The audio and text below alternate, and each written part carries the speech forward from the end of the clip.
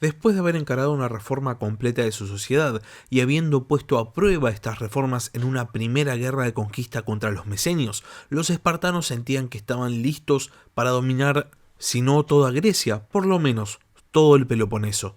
Y realmente, si nos lo ponemos a pensar, ¿quién podría culparlos? Después de todo, habían sido los primeros griegos en conquistar a otro pueblo griego. Habían sido los espartanos los primeros en expandirse más allá de sus fronteras naturales en Lacedemonia, y por esto se habían transformado en una gran potencia. Seguramente los espartanos se deleitaban con el miedo que causaban a sus vecinos, y aprovechando el impulso militarista otorgado por las reformas de Licurgo, los espartanos empezaron a planear la siguiente campaña. Después de todo, el estado espartano siempre necesitaba más hilotas, siempre necesitaba más esclavos, porque alguien tenía que trabajar la tierra, alguien tenía que realizar todas las tareas que los espartanos consideraban indignas, mientras el espartano se dedicaba a servir al Estado. Y por otro lado, ¿no eran los espartanos, después de todo, los más devotos de todos los griegos? ¿No merecían dominar al resto de los pueblos de la Hélade? Este tipo de pensamiento era considerado indigno en la antigua Grecia y se llamaba hybris, o nosotros en español diríamos ibris, y lo traduciríamos como arrogancia. Los mitos griegos estaban llenos de historias de ibris, y hasta los más grandiosos héroes de la antigüedad habían sido castigados por los dioses en el preciso momento en el cual se habían transformado en arrogantes. Los espartanos, el pueblo guerrero por definición de la antigua Grecia, también iba a ser castigado, pero no por una fuerza divina, ni tampoco por una gran potencia rival, sino por el propio pueblo al que habían esclavizado. Era el inicio de la Segunda Guerra Mesenia. Sean bienvenidos a La Barba Roja de Barba Roja, un espacio para hablar sobre curiosidades de la historia.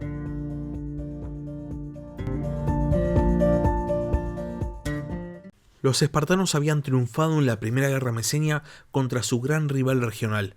Los mesenios, al igual que los espartanos, también eran dorios, pero esto no había impedido que los conquistadores redujesen a la esclavitud a los conquistados.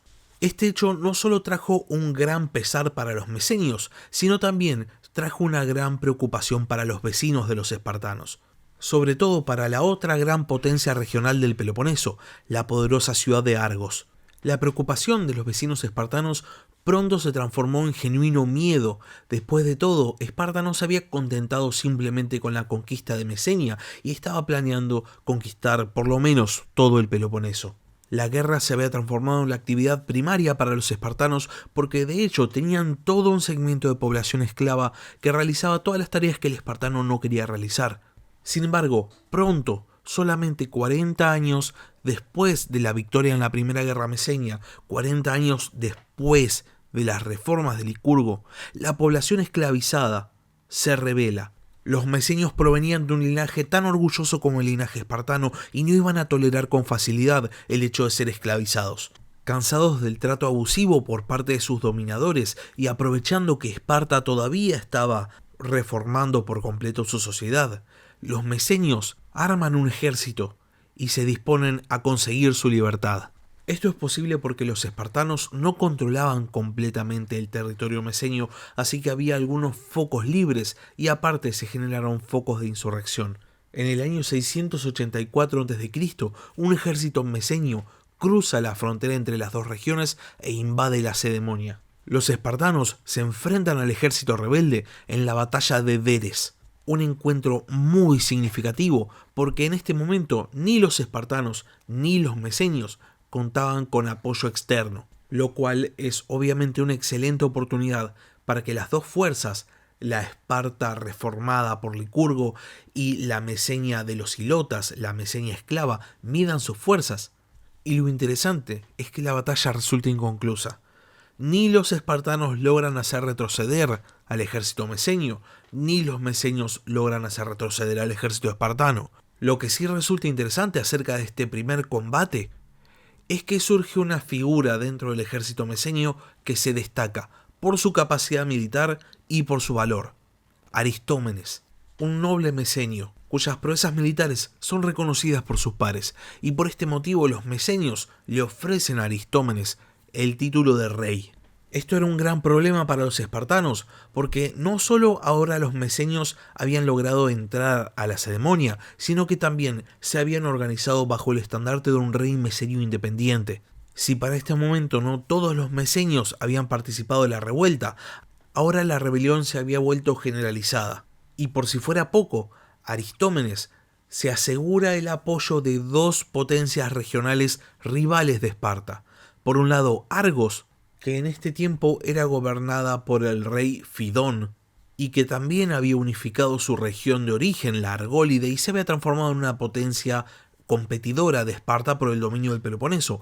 Y por el otro lado, Arcadia, gobernada por el rey Aristócrates II.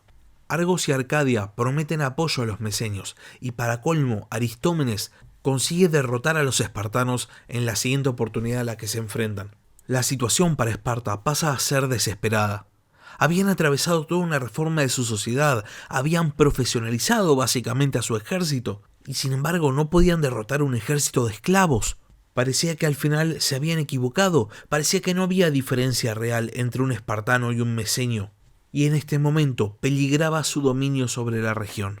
Los espartanos y los mesenios se encuentran una vez más en una batalla que se conoció como la batalla de la Gran Fosa. Las fuerzas mesenias ahora eran apoyadas por el rey Aristócrates II de Arcadia. Si los espartanos perdían una vez más, los mesenios iban a conseguir seguramente su libertad. Había que hacer algo y había que hacerlo pronto. Y es en este momento de necesidad que los espartanos se dan cuenta de que sí había algo que ellos tenían y que los mesenios no tenían. Riquezas. 40 años después de la victoria en la Primera Guerra Mesenia, Esparta había emergido como una gran potencia económica. Después de todo, tenían mano de obra esclava a disposición, y de esta manera, utilizando este recurso del cual disponían, los espartanos sobornan al rey Aristócrates de Arcadia. La idea era muy simple. Aristócrates se iba a presentar a la batalla junto a los mesenios, pero en el momento en que la batalla empezase, las fuerzas arcadias tenían que abandonar el campo de batalla y tenían que dejar a los mesenios a su suerte. La trampa de los espartanos funciona perfectamente, y cuando la batalla comienza, Aristócrates de Arcadia simplemente se retira. Los mesenios, completamente desmoralizados, luchan de todas formas, pero la batalla es una carnicería. Los espartanos consiguen su tan ansiada victoria. Los mesenios, viéndose completamente desbordados, se refugian en el monte Ira, y para lograr subsistir, saquean las zonas aledañas. Muchos de estos saqueos son comandados por el propio Aristómenes. Es en uno de estos saqueos que el rey mesenio es capturado y es arrojado a una grieta del monte Taygeto, a donde eran arrojados criminales. La leyenda cuenta que Aristómenes logra escapar, siendo la única persona que logra escapar de esta grieta, gracias a la ayuda de un águila y un zorro, y que pronto vuelve al monte Ira. Este escape de Aristómenes puede haber sido la base para una de las historias de Sinbad dentro de las 1001 noches. La cuestión es que Aristómenes resiste en el monte Ira junto a sus mesenios durante 11 años. Los espartanos no podían tomar el bastión. Sin embargo, al final, el monte Ira es entregado a los espartanos a traición. Una vez más, los espartanos conseguían la victoria por medio de la trampa. El día antes del asalto final, los espartanos dan a los mesenios la posibilidad de que mujeres y niños y Aristómenes se vayan del monte Ira. Los mesenios se van y muchos van a terminar en Italia, en un proceso que básicamente es una expulsión de una población. Los espartanos no querían más población problemática dentro de los mesenios. Aristómenes, por su parte, termina en Arcadia, donde empieza a trazar un plan para atacar la propia Esparta. Sin embargo, Aristócrates II, el rey, enterándose del plan de Aristómenes, llama a los espartanos para entregarlo. Este es el último acto de traición de Aristócrates II, que va a morir lapidado por su propio pueblo por la traición a los mesenios. Sin embargo, los espartanos estaban en camino y Aristómenes tenía que volver a huir. Iba a terminar atravesando el mar Egeo y recalando en la isla de Rodas, que era gobernada por un pariente suyo.